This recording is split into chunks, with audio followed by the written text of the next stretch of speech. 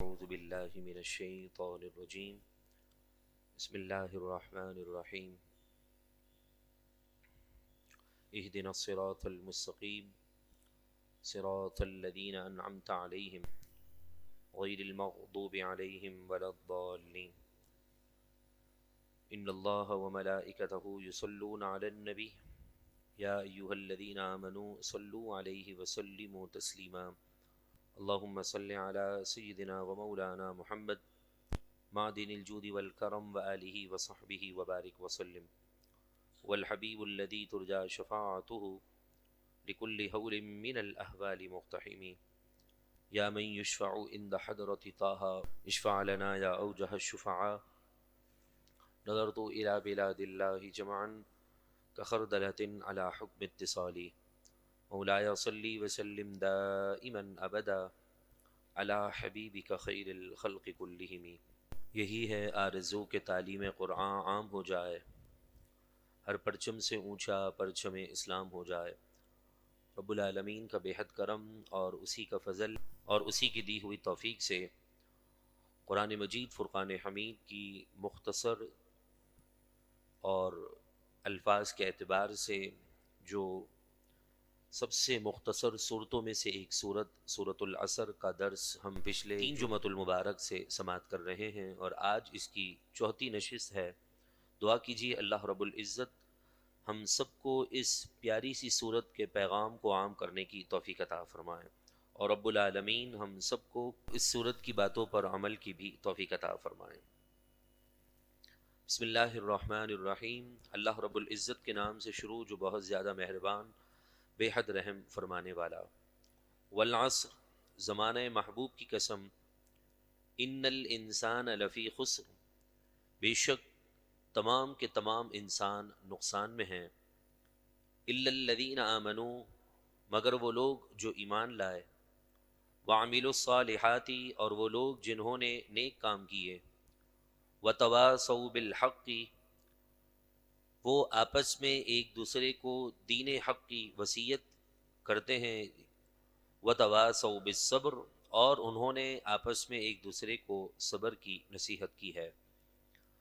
پچھلی 3 نشستوں میں ہم نے الا الذین آمنوا وعملوا الصالحات تک سماعت کر لیا، کہ جس کا خلاصہ یہ تھا کہ اللہ رب العزت نے حضور کے زمانے مبارک کی قسم ارشاد فرما کر یہ بات باور کروائی کہ تمام کی تمام جو انسانیت ہے وہ نقصان میں ہے، اور نقصان سے ایمان والے محفوظ رہتے ہیں۔ اور ایمان کس چیز کا نام ہے تفصیل کے ساتھ ہم نے سماعت کر لیا، اور اس کے بعد ایمان کے ساتھ ساتھ وعملوا الصالحات، نیک کام، اچھے عمل، نماز، روزہ، اخلاق، کردار، اور حقوق اللہ اور حقوق العباد کے تمام معاملات کو پیچیدہ انداز میں ہم نے پچھلی نشست میں سماعت کیا ہے۔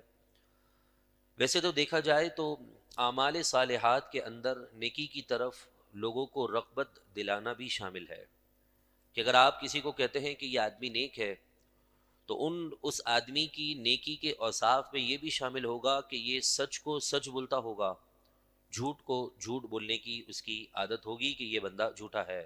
یعنی حق کو حق کہنا اور باطل کو باطل کہنا، یہ اچھے انسان کی صفات میں سے شامل ہے۔ دیکھا جائے تو دین حق کی تبلیغ کرنا یہ نیک اعمال میں شامل ہے۔ یہ وہ عمل ہے جو حقوق اللہ اور حقوق العباد کے درمیان ایک ایسی کڑی ہے جو انسان کو اپنے حقوق پورے کرنے کے ساتھ ساتھ رب العالمین کے حقوق کی طرف بھی لے جاتی ہے۔ عموماً ہماری لوگوں کی جو مینٹلٹی ہے وہ یہ ہے کہ میں نے خود اچھا عمل کر لیا، ٹھیک ہے میری بچت ہو گئی، دوسرا برائی کرتا ہے میں کیوں منع کروں، بھائی میری نہیں سنے گا، میں کیوں فائدہ، میں اپنے آپ کو کیوں جو ہے اس کے معاملے میں پھنسا دوں، میں کیوں بے عزتی قبول کروں، کیا پتا مجھے جھاڑ دے 4 آدمیوں کے بیچ میں تو میری کیا عزت رہ جائے گی۔ آپ دیکھ رہے ہیں کہ وہ بندہ غلط کر رہا ہے، لیکن آپ نظر بچا کر اپنی نکل جاتے ہیں۔ قرآن مجید فرقان حمید کی یہ سوچ نہیں ہے۔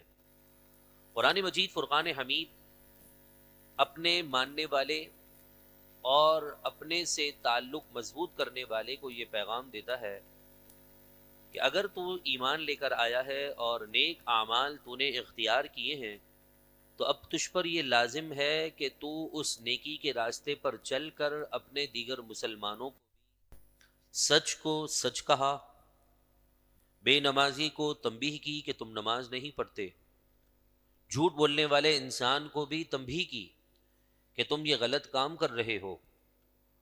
عموماً انسان یہ سوچتا ہے کہ میں خود مکمل ہوں نہیں، میں کسی کو دعوت کیوں دوں گا، میں خود جاتا نہیں نماز کے لیے تو میں کسی کو کہوں گا کیوں۔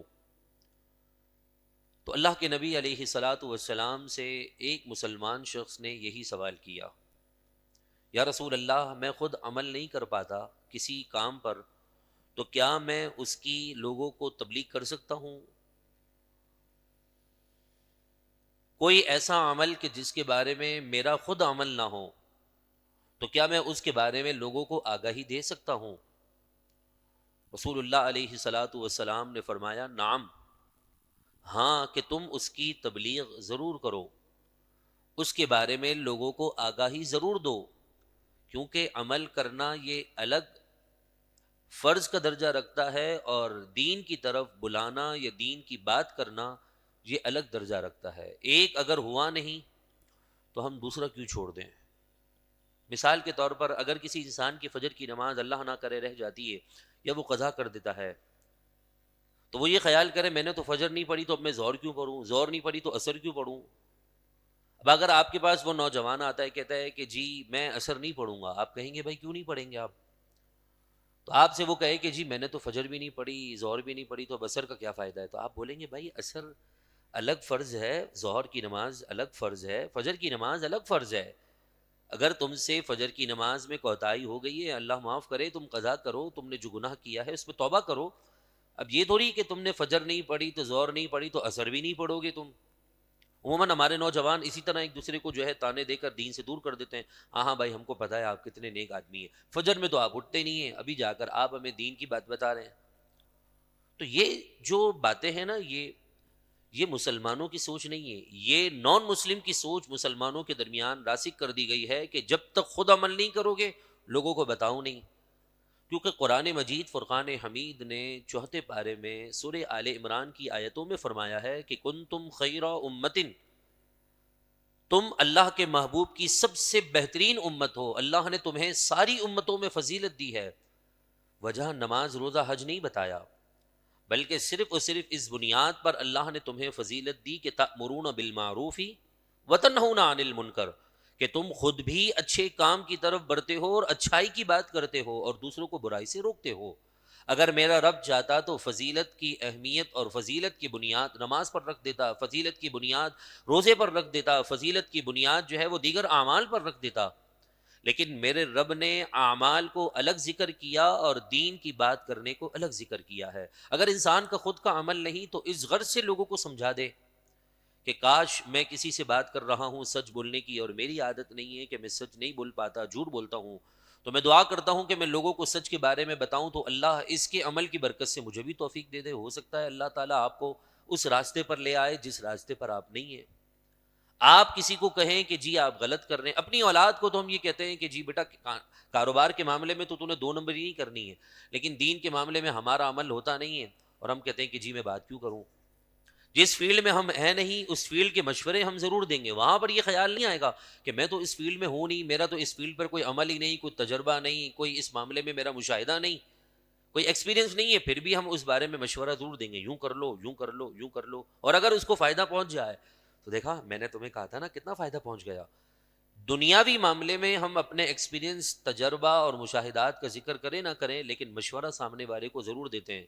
تو قرآن مجید فرقان حمید نے اس بنیاد پر جو دنیا کے لیے ہم کر رہے ہیں، اس بنیاد پر اللہ تبارک و تعالیٰ کے پاک کلام نے ہمیں دیگر امتوں کے درمیان فضیلت عطا کی ہے کہ برائی تو ان کے اندر بھی تھی، جھوٹ تو وہ بھی بولتے تھے، 2 نمبری تو وہ بھی کرتے تھے، حرام تو وہ بھی کماتے تھے، دیگر گناہ تو وہ امتیں بھی کرتی تھیں، لیکن وہ امتیں برائی کرنے کے ساتھ ساتھ اچھائی کی طرف لوگوں کو بلاتی نہیں تھی۔ یہاں تک کہ رسول اللہ صلی اللہ علیہ وسلم کا ایک فرمان ملتا ہے کہ جب اللہ تبارک و تعالیٰ نے ایک قوم کے متعلق یہ فیصلہ کر دیا کہ اس قوم کو پچھاڑ دو، تو اللہ رب العزت کو تو سب معلوم ہے، فرشتے نے عرض کی کہ یا اے باری تعالیٰ اس میں فلاں نیک بندہ بھی موجود ہے، اس میں فلاں نیک بندہ بھی موجود ہے، کیا اس کو بھی پچھاڑنا ہے؟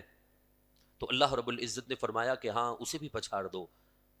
میرا آپ سے سوال ہے کہ اگر میں خود نیک ہو جاؤں اور آپ کو نہ بلاؤں، آپ خود نمازی ہو جائیں، آپ اپنے دیگر نمازیوں کی بھائیوں کی فکر نہ کریں، تو اس حدیث پاک نے تو بتا دیا کہ آپ نمازی ہونے کے باوجود بھی ہلاکت میں ہیں، نقصان میں ہیں، کیونکہ یہ حدیث بتا رہی ہے کہ میرے رب نے ان فرشتوں سے فرمایا انہیں بھی پچھاڑ دو۔ انہوں نے عرض کی باری تعالیٰ وہ تو نمازی ہے، نیک ہے، مسلمان ہے، پکا ہے، تیرا بندہ ہے، تیری بندگی کرتا ہے۔ میرے رب نے فرمایا میری بندگی کرتا تو میرے بھٹکے ہوئے لوگوں کو میرے راستے کی طرف بلاتا، یہ اصل میرا کام ہے۔ وہ جو عمل کر رہا ہے اس کا ثواب خود پا رہا ہے، وہ جو عمل کر رہا ہے اس کا اجر خود پا رہا ہے، وہ جو نیکی کرے گا اس کے ثمرے میں اسے میں یہ نعمتیں دوں گا۔ لیکن میرے بندوں کو میرے راستے کی طرف بلانے پر تو بظاہر میں نے کوئی نہ جنت کا ٹکڑا رکھا ہے نہ کوئی اور چیز رکھی ہے۔ میں نے اتنا کہا ہے کہ ہاں جب تک میرا وہ بندہ عمل کرتا رہے گا میں اس عمل کرنے والے کی طرف، دین کی طرف بلانے والے کو بھی اجر عطا کرتا رہوں گا، یہ اصل میرا کام ہے۔ سیدنا موسیٰ کلیم اللہ علی نبی جنا علیہ الصلاۃ والسلام اللہ کے جلیل القدر انبیاء میں شامل ہیں۔ آپ سے ایک مرتبہ رب تعالیٰ نے یہ سوال کیا کہ اے موسیٰ بتاؤ تم نے میرے لیے کون سا کام کیا ہے؟ اگر میرا رب مجھ سے سوال کرتا تو میں اپنے اعمال کے معاملے میں غور و فکر ضرور کرتا کہ ہو سکتا ہے میرا عمل ریاکاری پر مشتمل ہو، دکھلاوے پر مشتمل ہو، تبھی میرے رب نے مجھ سے پوچھا کہ بتاؤ تو نے کون سا میرے لیے کام کیا۔ یہ سوال یہ آپ سے ہوتا تو آپ بھی غور و فکر پر مجبور ضرور ہو جاتے۔ لیکن کلیم اللہ جنہیں خود رب اپنے سے ہم کلام ہونے کے لیے طور پہاڑ پر بلا رہا ہے، اس سے پوچھتا ہے کہ بتا موسیٰ تو نے میرے لیے کون سا کام کیا ہے۔ حدیث بڑی طویل ہے، حضرت موسیٰ علیہ السلام نے ہر عمل گنوایا، اللہ نے اس کے اجر بتا دیا، یہ عمل کا یہ اجر، اس عمل کا یہ اجر، اس عمل کا یہ ثواب، اس عمل کے بدلے یہ نیکی دوں گا۔ بالآخر حضرت موسیٰ علیہ السلام نے فرما دیا باری تعالیٰ تو ہی بتا دے کہ تیرے لیے کون سا عمل ہے۔ تو اللہ رب العزت نے حضرت موسیٰ علیہ السلام کی طرف وحی فرمائی کہ اے موسیٰ میرے بھٹکے ہوئے بندوں کو میرے دین کی طرف لے کر آنا یہ عمل میرا عمل ہے، اس پر میں بندے کو اجر عطا کرتا ہوں اور اس بندے سے میں راضی ہو جاتا ہوں۔ تو فرمایا کہ صرف ایمان لانا، صرف نیک اعمال کرنا یہ کافی نہیں ہے۔ جو آج مسلمانوں کی سوچ ہے بھائی مجھے کیا، بھائی فلانا بندہ جو بھی کرے مجھے کیا والی سوچ نہیں ہے۔ دین کہتا ہے مجھے کیا والی سوچ نکال دو، یہ سوچ رکھو کہ میرے ساتھ میرے پڑوسی نمازی کیوں مسجد کی طرف نہیں جا رہا، میرے ساتھ میرا فلانا بھائی جو ہے وہ دین کی طرف کیوں نہیں بڑھ رہا۔ یہ میں نہیں، یہ قرآن مجید فرقان حمید کی سب سے آسان ترین صورتوں میں سے ایک صورت اور مختصر ترین صورتوں میں سے ایک صورت سورۃ العصر کی تیسرے جز کے اندر رب العالمین نے یہ بات فرمائی کہ ساری انسانیت خسارے میں، صرف ایمان لانے والا نقصان سے بچے گا نہیں، صرف ایمان کے ساتھ اعمال کرنے والا بھی ایمان جو ہے وہ نقصان سے بچے گا نہیں، بلکہ فرمایا ایمان کے ساتھ ساتھ اگر وہ اعمال پر پختگی کرنے کے بعد وَتَوَاصَوْا بِالْحَقِّ آپس میں ایک دوسرے کو دین کی وصیت کریں، دین کے بارے میں سمجھائیں، دین کی طرف بلائیں، فرمایا میں اس تیسری بنیاد پر قائم رہنے والے انسان کو نقصان سے بچا کر فائدے کی زندگی عطا فرما دوں گا۔ وہ کون سا بندہ ہے؟ وہ وہی بندہ ہے جو لوگوں کو دین کی طرف بلاتا ہے۔ سیدنا صدیق اکبر رضی اللہ تعالیٰ عنہ کا ایک قول آپ فرماتے ہیں جو اللہ تبارک و تعالیٰ کے کاموں میں لگ جاتا ہے ساری کائنات کو رب اس کے کاموں میں لگا دیتا ہے۔ آپ جتنی بھی کوشش کر لیں کسی بھی بڑے آدمی، پیسے والے آدمی سے اپنا کام نہیں نکلوا سکتے، لیکن ایک دین کا خادم، قرآن کی طرف بلانے والا، اگر وہ کہہ دینا کہ فلانے بندے کو روک کر کام ہے مجھے اس سے، تو وہ آدھا گھنٹہ بھی انتظار کرنے کے لیے تیار ہے۔ اب آپ کے گھر کے باہر کیوں؟ اس لیے کہ آپ دین کی بات کرتے ہیں، آپ لوگوں کو قرآن کی طرف بلاتے ہیں، آپ لوگوں کو دین متین کی طرف بلا رہے ہیں۔ اور پھر حدیث پاک میں اللہ کے نبی علیہ الصلاۃ والسلام سے پوچھا گیا کہ یا رسول اللہ، تفسیر کی کتابوں میں آتا ہے کہ اس بالحق سے مراد کیا ہے؟ وتواصوا بالحق کی جو ہے اس حق سے مراد کیا ہے؟ مفسرین میں سے سیدنا عبداللہ ابن عباس اور بڑے بڑے جلیل القدر مفسرین فرماتے ہیں کہ اس حق سے مراد قرآن مجید فرقان حمید ہے، کہ انسان عمل کرے، پہلے ایمان لائے، پھر عمل کرے، اور پھر لوگوں کو قرآن کے لیے تیار کرے، لوگوں کو قرآن کی طرف بلائے، لوگوں کو قرآن کے لیے آمادہ کرے، لوگوں کو قرآن کا پیغام اچھے اور سہل انداز میں پہنچانے کے لیے کوشش کرے تو اللہ رب العزت اس زمانے کے تمام لوگوں میں اللہ اس بندے کو فضیلت اور شان عطا فرما دیتا ہے۔ حضرت علی المرتضیٰ کرم اللہ تعالی وجہہ الکریم ایک مرتبہ فرماتے ہیں کہ حضور نے فرمایا فتنے بہت تیزی کے ساتھ اتریں گے۔ تو حضرت علی فرماتے میں نے پوچھا کہ یا رسول اللہ فتنوں سے بچنے کا طریقہ کیا ہوگا؟ تو اللہ کے نبی علیہ الصلاۃ والسلام نے فرمایا وہ فتنوں کا دور کہ جو فتنوں کا ذکر میرے محبوب نے 1400 سال پہلے کر دیا، اس فتنے کے دور کے اندر بچے گا وہی جو قرآن مجید فرقان حمید کے سہارے پر اپنے آپ کو گزار رہا ہوگا، جو قرآن کے دامن میں آ جائے گا۔ فرمایا وہ صراط مستقیم پر آ گیا، جو قرآن کے دامن میں آ گیا وہ مضبوط اللہ کی رسی کی طرف آ چکا ہے۔ جس نے قرآن کا دامن تھام لیا اس نے اللہ کی مضبوط رسی کو تھام لیا۔ اور پھر آپ نے بھی یوٹیوب سے اگر آپ کا تعلق ہو تو آپ کو معلوم ہوگا کہ پچھلے دنوں اللہ تبارک و تعالیٰ کی وحدانیت اور اس کے وجود پر دلائل دیے گئے، وہ بھی قرآن اور حدیث سے لوگوں کو عقلی اور لوگوں کی سمجھ میں آ جانے والے دلائل بھی ایک دیندار آدمی نے دیے۔ وہ دیندار آدمی جو قرآن سمجھا ہوا تھا، حدیث سمجھا ہوا تھا، سامنے بھی خاندان کا وہ بندہ تھا جو اپنے آپ کو مسلمان کہتا تھا، وہ اللہ کے وجود کا منکر ہو گیا۔ یہی میرے محبوب نے 1400 سال پہلے خبر کر دی تھی۔ فتنوں کے دور میں ایک وقت وہ بھی آئے گا کہ فتنے اتریں گے، بچے گا وہ جو قرآن کے دامن سے اپنے آپ کو چمٹا دے گا۔ میں آپ سے سوال کرتا ہوں، مجھے بتائیے ہم قرآن مجید فرقان حمید پر کتنا عمل کرتے ہیں؟ ہم قرآن مجید فرقان حمید کو کتنا پڑھتے ہیں؟ وہ روایات یاد ہیں جو امام صاحب نے کاروبار میں وظیفے کے لیے بتائی ہوں گی کہ فلانا قرآن کی آیت کا وظیفہ کر لو، تو ہم اس پر تسبیح لے کر بیٹھ جائیں گے۔ یہ ہمیں پتا ہوگا کہ باپ کی روح نکل رہی ہے تو مولانا صاحب کو پکڑو، جلدی سورہ یاسین پڑھیں گے، ان کی روح آسانی کے ساتھ نکل جائے۔ اچھا عمل ہے، منع تو نہیں ہے۔ ہمیں یہ ضرور فکر ہوگی کہ میری بہن کی شادی ہے، میری بچی کی شادی ہے، تو میں اپنی بچی کے سر پر یا اپنی بیٹی کے سر پر، بہن کے سر پر جو ہے وہ قرآن رکھ دوں۔ بہت اچھا عمل ہے، بالکل ہونا چاہیے، اس میں کوئی انکار نہیں ہے۔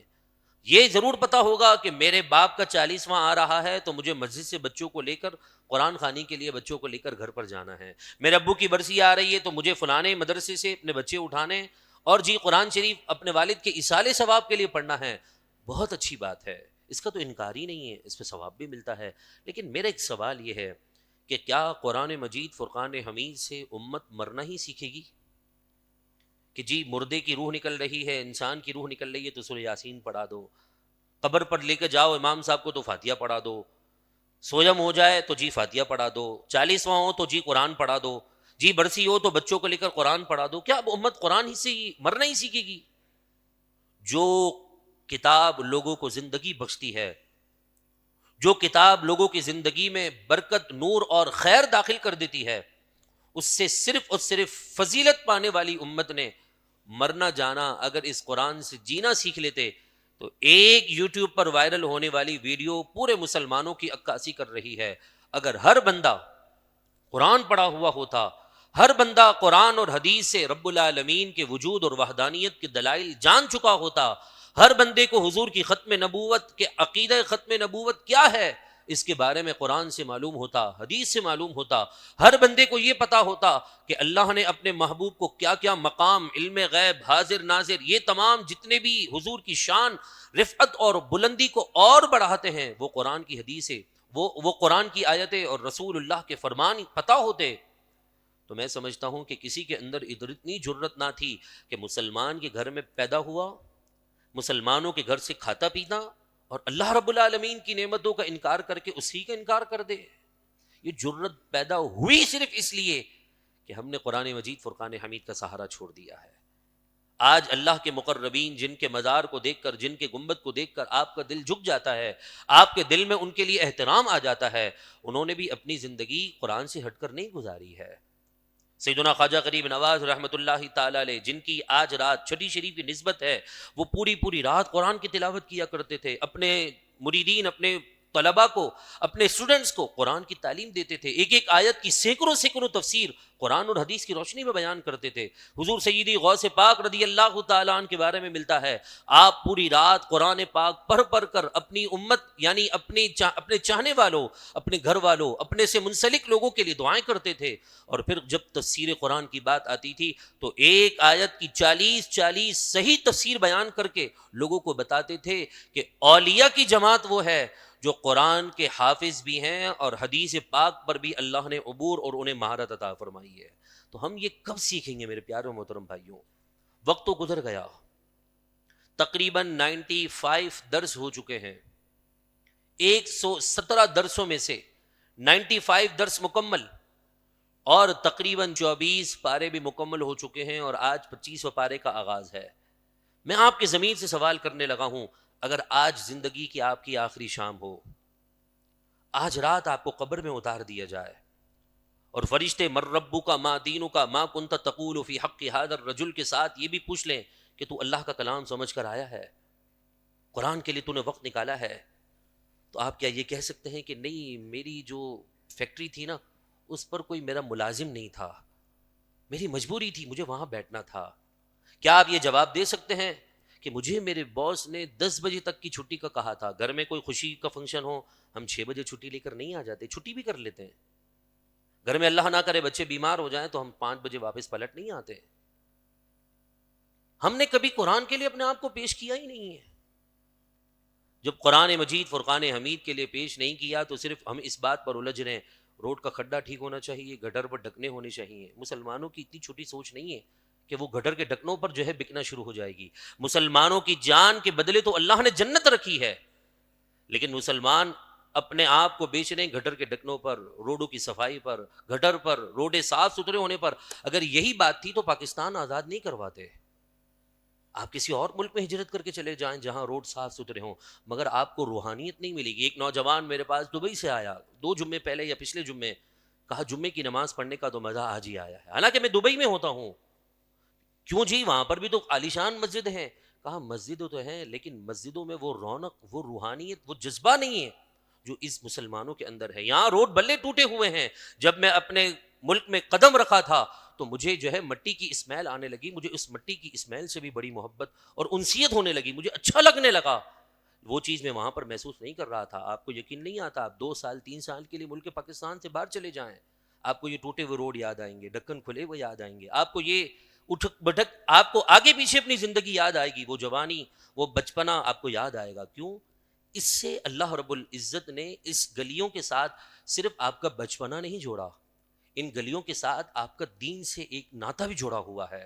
آپ ان گلیوں کے ساتھ، ان محلوں کے ساتھ، ان چیزوں کے ساتھ، ان اڑوس پڑوس کے لوگوں کے ساتھ، اپنی مسجد کی اس رونق کے ساتھ آپ کا ایک ایمانی جذبہ بھی جڑا ہوا ہے. تبھی تو آپ یہاں پر چل کر آتے ہیں. ورنہ مجھے بتائیے دنیا کے لوگ کتنے مست ہیں کہ جمعہ بھی نہیں پڑھتے ہیں، نمازیں قضا کر دیتے ہیں. یا آپ کا جذبہ مسجدوں کے ساتھ، قرآن کے ساتھ جڑا ہوا ہے، اس میں مزید تھوڑا اضافہ کیجیے انشاءاللہ العزیز. روزانہ کی بنیاد پر جاری درس قرآن پاک میں آج 25 پارے کا آغاز ہوگا. اور آپ کو معلوم ہے آج کل تو سوشل میڈیا پر بھی بلیک آؤٹ کر دیا گیا ہے کہ فلسطین کے بچوں کا حال نہیں دکھاتے، مسلمانوں کا حال کیا کر دیا ہے. ان مسلمانوں کے یہودی قاتل ہیں، ان یہودیوں اور عیسائی قاتلوں نے مسلمانوں کے بچوں کے کباب بنا کر کھائے ہیں، اور ہم انہی کے نئے سال کے آغاز میں فائرنگ کر کے بتائیں گے کہ جی ہم آپ کی غلامی کا حق ادا کر رہے ہیں. 31 دسمبر کو کیا ہوگا؟ ہوٹلیں آپ کو ملیں گی نہیں، شراب شارٹ پڑ جائے گی، نعوذ باللہ من ذالک، سیویوں پر پاؤں رکھنے کی جگہ نہیں ہوگی، سارے فحاشی کے اڈے بھرے ہوئے ہوں گے. کوئی انگریز تو نہیں کرے گا، کوئی عیسائی تو نہیں کرے گا، کوئی یہودی تو نہیں کرے گا، آپ کے جیسے مسلمان ہی ہوگا نا ادھر.